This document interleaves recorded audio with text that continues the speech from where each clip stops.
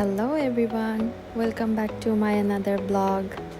So আজকে আমরা ঘুরতে যাচ্ছি ব্লু মাউন্টেন। আজকে ঈদের দ্বিতীয় দিন অ্যান্ড আমরা অশোয়াতে ছিলাম, সেখান থেকে ভাবলাম আশেপাশে কোথাও ঘুরতে চলে যাই। তাই আমরা 2.5 ঘন্টার ড্রাইভের ব্লু মাউন্টেন প্লেসটা সিলেক্ট করেছি অ্যান্ড আমরা এখন রওনা করেছি সকাল 10টায়। আমার মেয়ের পাসপোর্ট হওয়ার পর এটা ওর প্রথম ইন্টারন্যাশনাল ট্রাভেল। সিটি থেকে বের হওয়ার সময় অনেক ট্রাফিক ছিল, কিন্তু আমার যেহেতু ছোট বেবি তাই আমি খুব ভোরে রওনা দিতে পারিনি। আপনারা যদি যেতে চান তাহলে একটু ভোরে ভোরে রওনা করলে এই ট্রাফিকটা হয়তো আপনারা পাবেন না। গতকালকে কুরবানির ঈদ গেল, আর কুরবানির ঈদটা আমরা কানাডাতে করেছি। খুব সকালবেলা আমরা কানাডাতে চলে এসেছিলাম আমার একটা ফ্রেন্ডের বাসায়। আর আমার মেয়ে হওয়ার পর এটা আমাদের প্রথম কোরবানির ঈদ ছিল, সেজন্য ওর বাবা ওর নামে বাংলাদেশে কোরবানি দিয়েছে। তাই আমেরিকাতে আমাদের করার তেমন কিছু ছিল না, ভাবলাম ঈদটাকে একটু স্পেশাল করা যাক, সেজন্য আমরা ডিসাইড করলাম ঈদের দিন কানাডাতে ঈদটা করব। যাই হোক, আজকে আমরা যাচ্ছি ব্লু মাউন্টেনে। তাই ভাবলাম এত সুন্দর একটা জায়গার সৌন্দর্য একা একা উপভোগ না করে আপনাদের সাথে একটু ভাগাভাগি করে নিই।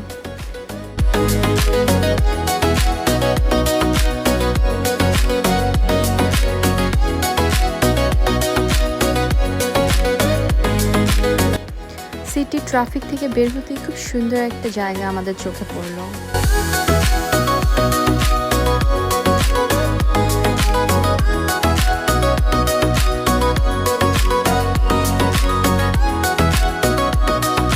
আমার মেয়ে আর ওর বাবাকে কিছু ছবি তুলে দিলাম, আমি নিজেও কিছু ছবি তুললাম। এখানে খুব সুন্দর ছিল জায়গাটা। ছবি তোলার পর্ব শেষ করে আমরা আবার রওনা করেছি ব্লু মাউন্টেনের উদ্দেশ্যে।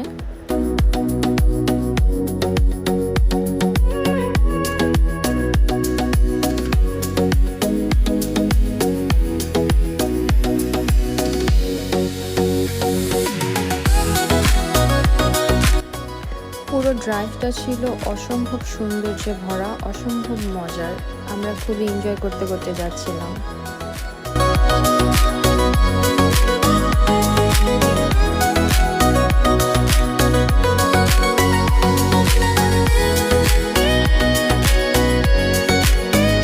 সামনে এত সুন্দর ভিউ আছে, জানলে আমরা হয়তো সেই জায়গাটাতে স্টপ করতাম না।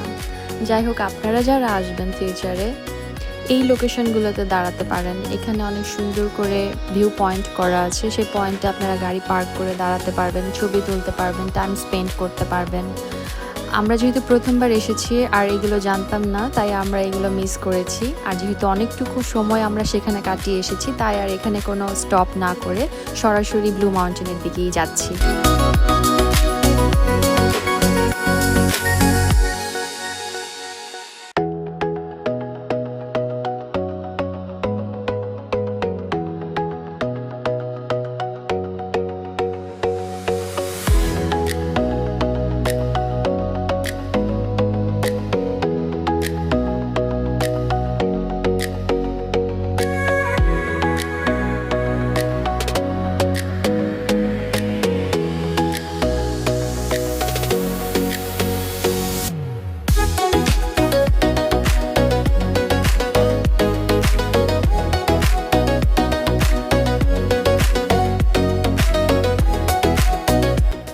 আমরা ব্লু মাউন্টেনের খুব কাছাকাছি চলে এসেছি। দেখা যাচ্ছে ওই দূরে কেবল কার অ্যান্ড পাহাড়।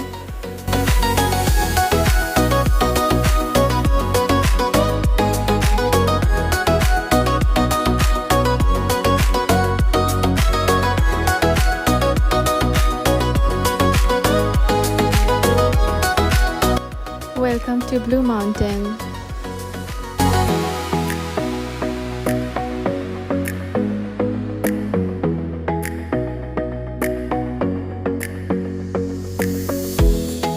আমরা এখন পুরোটা স্পট একটু ঘুরে দেখব, তারপর আমরা কেবল কারের জন্য যাব।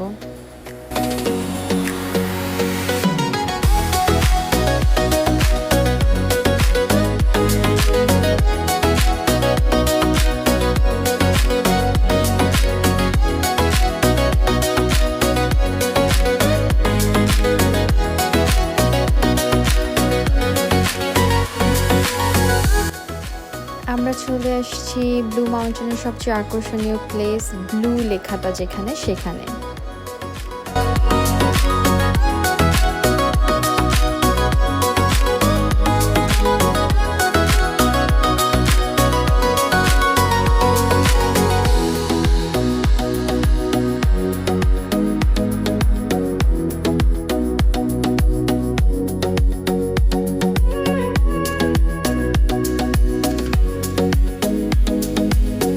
সবাই দাঁড়িয়ে এখানে একটা ছবি তুলবে, এটাই এই জায়গার মেইন আকর্ষণ। আমরাও দাঁড়িয়েছিলাম, ওদের ছবি তোলা শেষ হলে আমরা ছবি তুলবো তাই।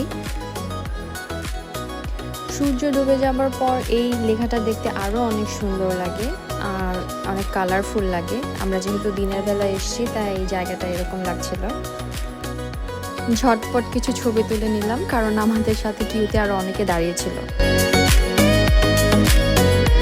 এখন চলে আসলাম আমার সবচেয়ে পছন্দের রাইড কেবল কারের টিকিট কাউন্টারটা কিন্তু নিচে ছিল না, এটা একটু দূরে ছিল। আমার হাজব্যান্ড যে টিকিট নিয়ে এসছে।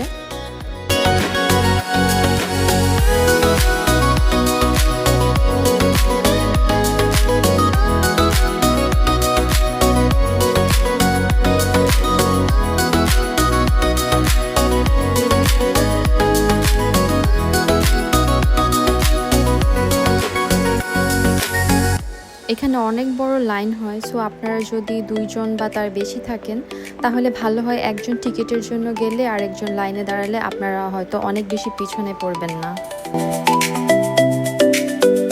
অবশেষে কাঙ্ক্ষিত সময় চলে আসলো, এখন আমাদের টার্ন, আমরা কেবল কারে উঠবো।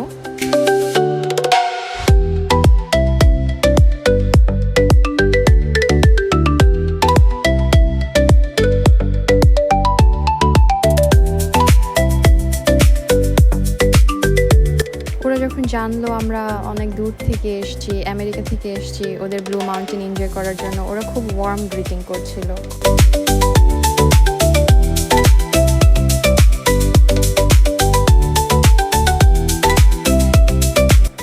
উপরে যেহেতু বাতাস থাকবে তাই mobile phone, hat, sunglass, cap সবকিছু সেফ রাখতে বললো। কেবল কারটা উপরের দিকে ওঠার সাথে সাথে এমন জোরে একটা শেক হলো, আমি ভাবলাম হয়তো আমার ফোনটা গেল, হয়তো নিচেই পড়ে গেল ফোনটা। সো আপনারা খুব সাবধান থাকবেন, যখন কেবল কারে উঠবেন ট্রাই করবেন মোবাইল ফোনটা উপরে ওঠার পরেই বের করে ভিডিও করার জন্য।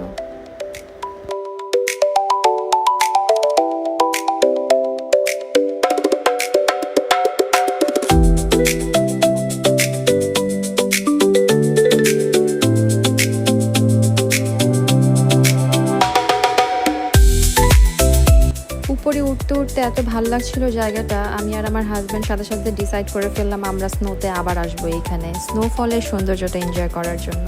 ভাবা যায় যখন স্নো পড়বে পুরো জায়গাটা সাদা দেখা যাবে, উপর থেকে সব হোয়াইট অ্যান্ড হোয়াইট, সেই ভিউটা কত সুন্দর হবে। আমি ইনশাল্লাহ সেটাও আপনাদের সাথে শেয়ার করব।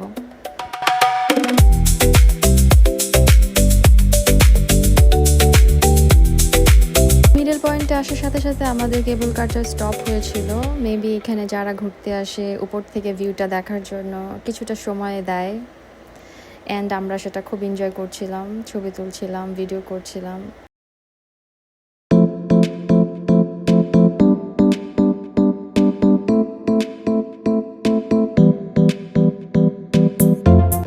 চলে আসলাম উপরে। এখানে আসার পর দেখলাম উপরে কোনো ফুড স্টল নেই, এখানে আসলে কোনো ধরনের কোনো স্টল নেই। আপনারা যদি উপরে ভিউ দেখতে দেখতে কোনো ফুড এনজয় করতে চান তাহলে অবশ্যই নিচে থেকে আপনাদেরকে নিয়ে আসতে হবে।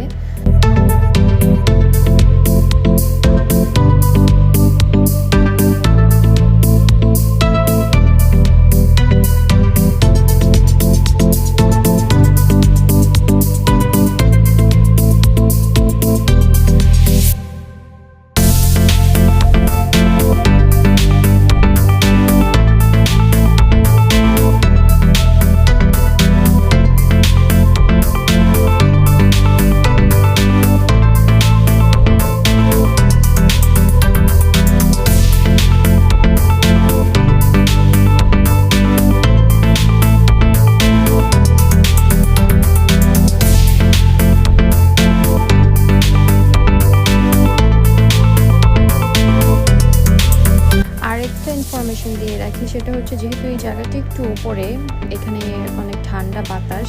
হয়তো ভিডিওতে দেখছেন অনেক রোদ, অনেক ভালো লাগছে, কিন্তু না, আমরা আসলে জানি না, তাই আমরা কোনো ওয়ার্ম ক্লথ নিয়ে আসিনি। আপনারা অবশ্যই সাথে করে ওয়ার্ম ক্লথ নিয়ে আসবেন, কারণ অনেক ঠান্ডা বাতাস এখানে। আমার মেয়ে যেহেতু ছোটো, ঠান্ডা লেগে যেতে পারে, তাই আমরা রওনা দিয়ে দিচ্ছি নিচের দিকে।